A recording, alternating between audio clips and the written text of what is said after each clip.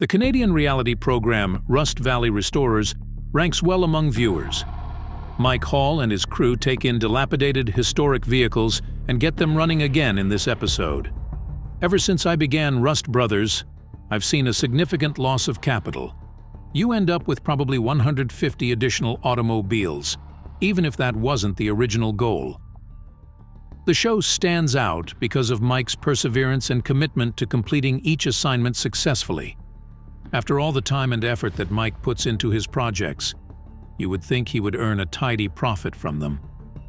Things became even more interesting when Mike said that he was selling his Field of Dreams, a collection of about 500 classic vehicles that he had cherished for the last 3 to 4 decades. Since then, many have wondered, what became of Rust Valley Restorers, Mike Hall? This documentary series is made in Canada by Mayhem Entertainment and Chorus Entertainment for the History Channel. In case you haven't heard of it, it's very cool. The idea is upon a peculiar and eccentric auto club in Tappan, British Columbia, located in the Rocky Mountains, who restore old, rusted vehicles to make them seem like museum pieces. Many abandoned automobiles, left behind by their owners for various reasons, have made Tappan, often called Rust Valley, their permanent home for quite some time. For the same reason, Tappan is also home to a restoration business where fascinating individuals use their automobile expertise. After picking them up, restoring them, and selling them to interested customers, they turn these old automobiles into classics. No matter the condition of an abandoned vehicle before restoration, Mike Hall will transform it into something you'll like. Even though Rust Valley Restorers isn't an individual show, we have to give props to Mike Hall, the man behind the institution. Mike Hall, whose real name is Michael Bourne, is a successful businessman and rust collector from Rust Valley. He was born on February 4, 1958. He became famous on television for his passion for collecting vehicles, which he began in his teenage years. Rust Valley Restorers, the program he launched, quickly became popular. The play has many admirers, but many things, like how Rusty Valley Restorers came to be, remain a mystery, both to the audience and to Mike Hall himself. The unconventional way this event began was unknown to many. Some folks do their programs with meticulous planning and a great deal of forethought before they go on television. Regarding Mike Hall, however, that is not the case. Mike was no stranger to television, but he had no intention of creating his own program. His rise to fame occurred soon after an appearance on Highway Through Hell, one of many programs on which he had performed. The show chronicled the exploits of a Canadian towing recovery crew as they responded to wrecked cars on Hope, British Columbia's most perilous and challenging roadways. Season 6, Episode 10, Junior's Job, featured Mike Hall's unforgettable performance, which captivated viewers and producers alike. He didn't become famous for his involvement in the show, but a story about him selling 5 acres of property together with 300 classic automobiles, motorbikes, and military vehicles from WII went viral. He began his cherished rusty collection with a few of rare old automobiles, if that makes sense. The 1951 International was Mike Hall's first automobile. But it wasn't the one that began it all, according to him. He made his start in life with a 1961 Alpine, the second automobile he had. He ended up purchasing 6 or 7 little 62 to 65 Novas after recklessly driving the vehicle up a mountainside at around 100 mph. Mayhem Entertainment producer Matt Shook suggested the concept of a car show to Mike Hall after the vehicles became famous. Mike Hall was first apprehensive since he was a collector and not a restorer. But after 3 days of fundraising and team building, he finally consented to get in, and Rust Valley Restorers was formed. The repair shop was constructed on Mike Hall's rural farm in 2018 to kick off the show. Nevertheless, they had a difficult beginning. After Mike lost a lot of money and broke even on only 2 automobiles, his accountant delivered the devastating news. The 1963 Continental convertible that Mike and his crew repaired had an estimated value of $117,000, but had a true cost of roughly $50,000. Mike learned the hard way that being the site of a filming doesn't automatically boost his productivity or revenue. When interacting with clients, he and his colleagues also struggled to differentiate between quotes and estimates. The discrepancy in these figures leads him to confess that his staff and he have a great deal of friction whenever he loses money, particularly when it is captured on tape. Mike Hall doesn't seem or act impoverished, as far as you may be aware. Of course, you'd agree that Mike Hall had a lot of money if someone asked you. Consequently, how did he amass such a fortune? You should be aware that Mike Hall has a net worth of $5 million before we answer that question. Although it may not seem significant to you, it is rather respectable for someone who deals in the resale of used automobiles. But selling or fixing antique automobiles wasn't how Mike became rich. He worked in the construction industry for a long time before he became the famous reality TV personality that everyone knows today. It turns out that Mike Hall was the proud owner of Chimera Springs Rockworks, a company specializing in slope stabilization.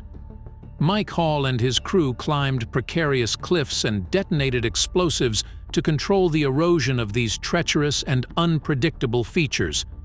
Hall was nicknamed the Rasta Blasta because of his distinctive dreadlocks. As of December 2021, Mike had amassed over $5 million, mostly from construction, with the remaining equity resting in his house and automobiles, according to Hot Cars' Corey Barkley. The path to reality TV popularity was not without its obstacles, and despite his success, there is some truth to the story that Hall prioritizes his passion for automobiles before his love for money. His construction firm was more lucrative, so he invested the extra cash into purchasing vintage automobiles that he loved, gave them a good cleaning, and eventually sold them for a profit. Despite selling his restored, cool antiques for less than he spent on them, Mike persisted in pursuing his passion for decades. Even while he knows that being a reality TV celebrity slows him down in the auto repair department, you still have to wonder how annoying it must be for him. One bright spot for Mike is that he has company. Being an avid fan of vintage automobiles herself, his wife is really encouraging. He feels satisfaction in his work, since he is helped by her son and pals with this company. When it comes to the performance in particular, there are a lot of concerns about television series which focus on real life. They make you question their veracity at times. What you want to know is if things are scripted or not. Obviously, not everything seen on reality TV programs is authentic, and that includes Rust Valley Restorers. Nevertheless, there are some unscripted moments. So, without further ado, let me tell you the truth about Rust Valley Restorers. The show's creator, Mike, has come clean about the fact that not everything seen is factual, but he claims that 90% of the program is based on reality. His furious reaction when his kid dropped some automotive gear is evidence that what he claims is true. You now own the solution. The program exaggerates several things.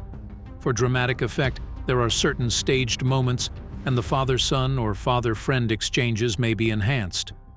Any fan of reality TV worth their salt understands that the staged simplicity of the featured characters' interactions is a major component of the series' overall plot.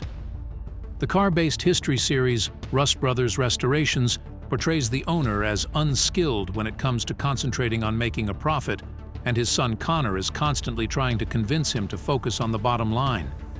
This is just as true for Rust Valley Restorers as it is, for example, Keeping Up with the Kardashians. However, the technique is much more obvious in the latter.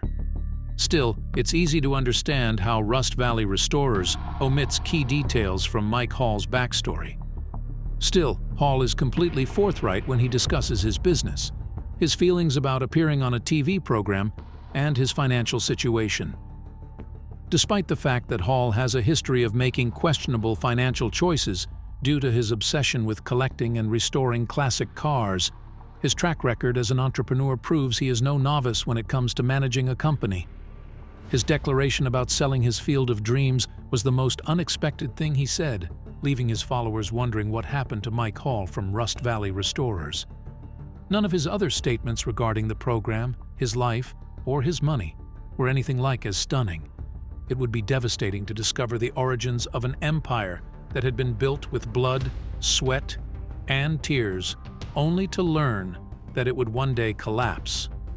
That is shocking, isn't it? This is just applicable to Mike Hall and his land. It was shocking news for everyone who had followed the Rust Valley Restorers from the start, when Mike Hall announced that he was selling off his automobiles. As we speak, the number of restored muscle vehicles has dropped from 600 to 40, all because someone had a fantasy. More of Mike Hall's renowned muscle vehicles were sold at this auction.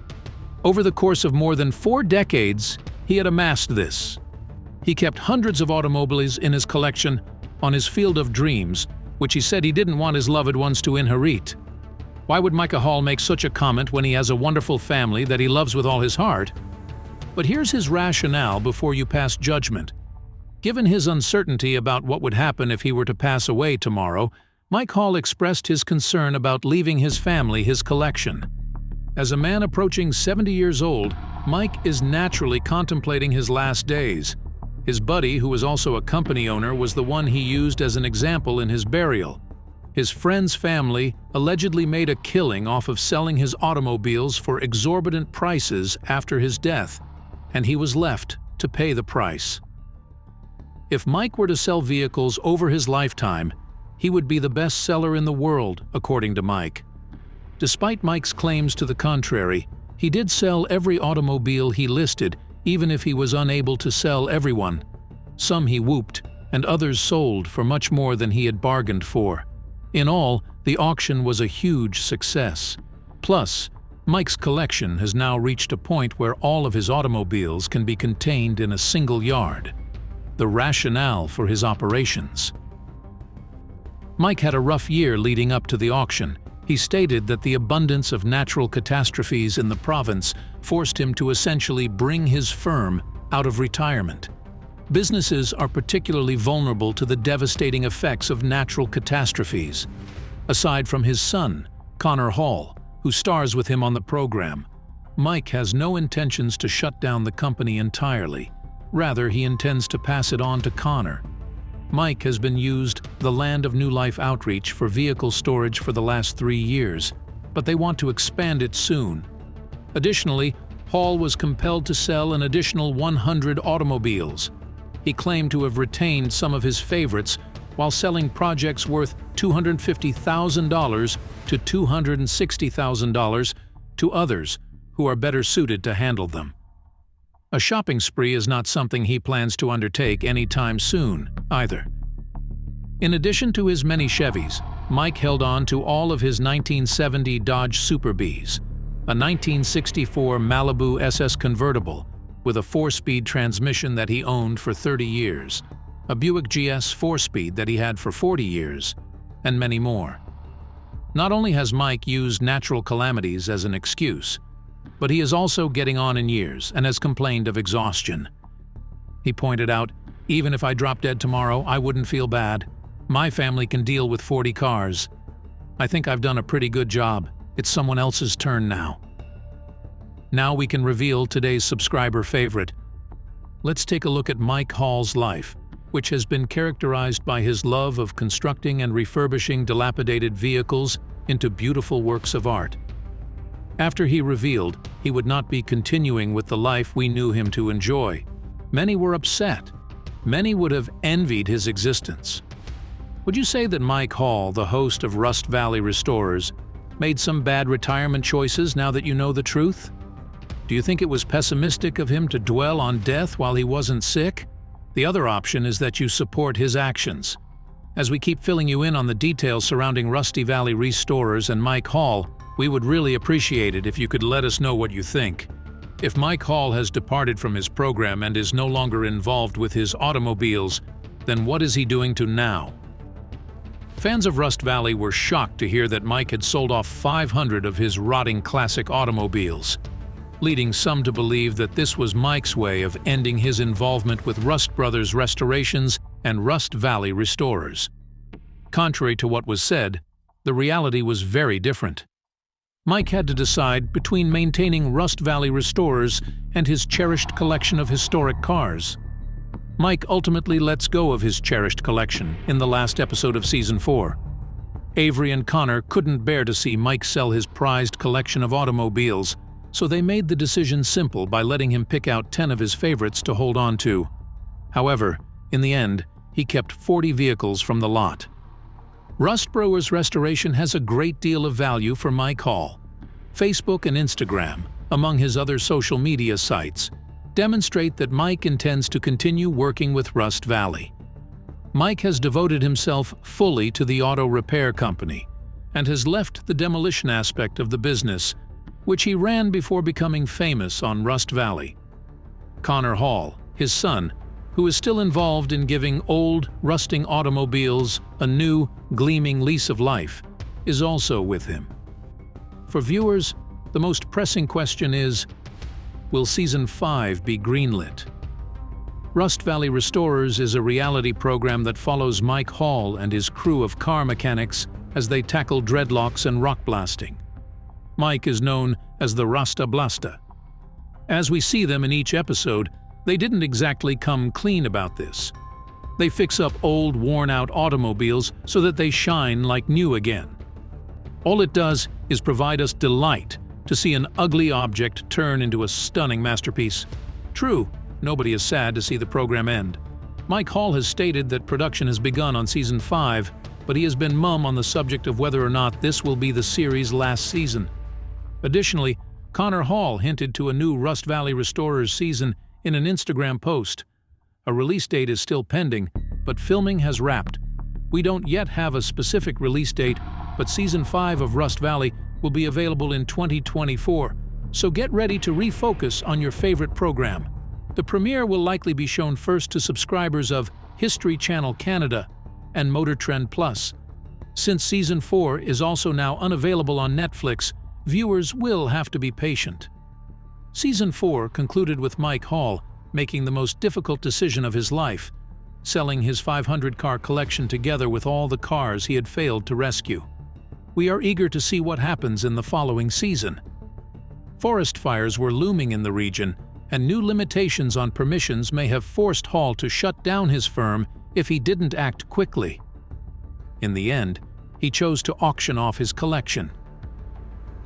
At the same time, Avery Schwartz, his closest friend, was facing problems managing his own repair business due to complaints from the residents. In addition to arranging his own wedding, Connor, Mike's son, persisted in lending his assistance to the family business. Another enthralling season is about to begin, and the Rust Valley squad is prepared. So brace yourselves for a thrilling production, important characters from the program. We can't stop gushing about Avery Schwartz, mechanic and reality TV star, since she is an indispensable part of the Rusty Valley Restorers team, and she also had an unusual route to stardom.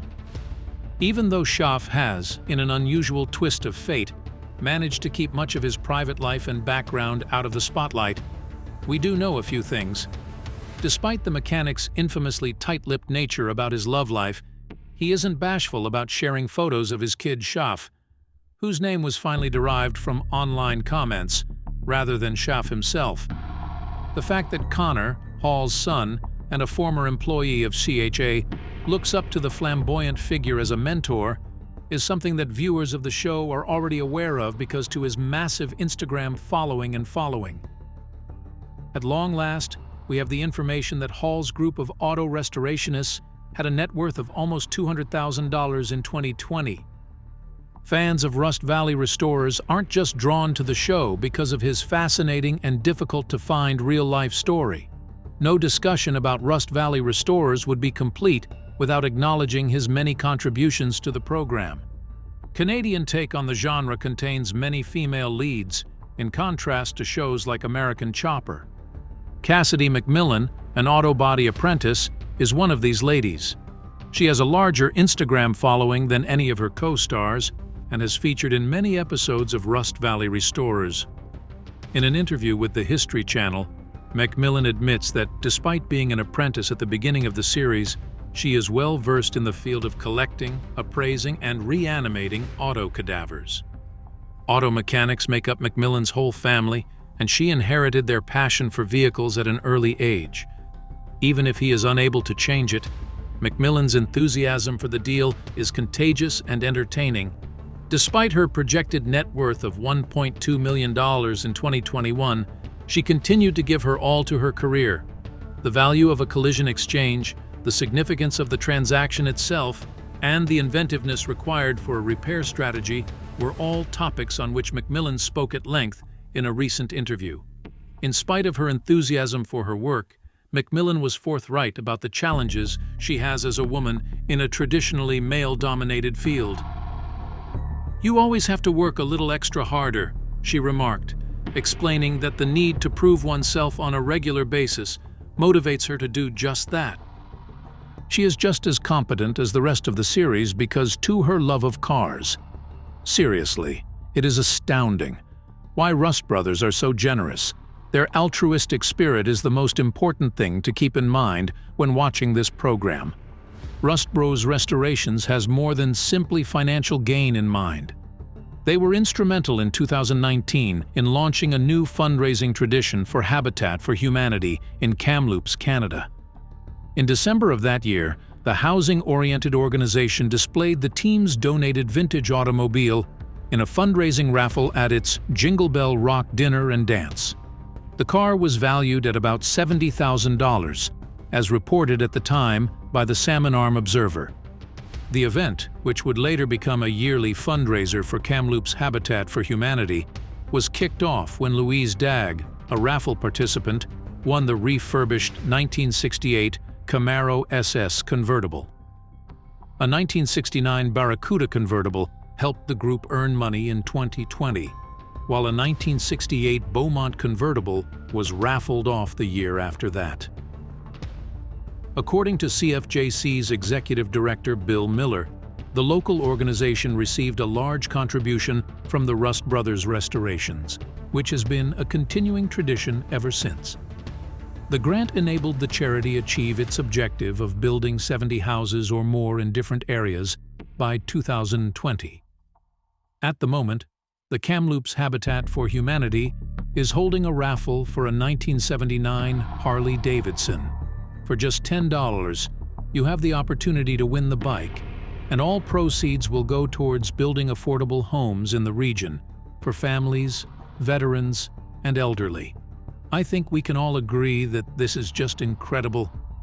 What are your thoughts on the recent criticisms of Mike Hall, his program, and his business? For tuning in, I am grateful. Looking forward to seeing you in the next video.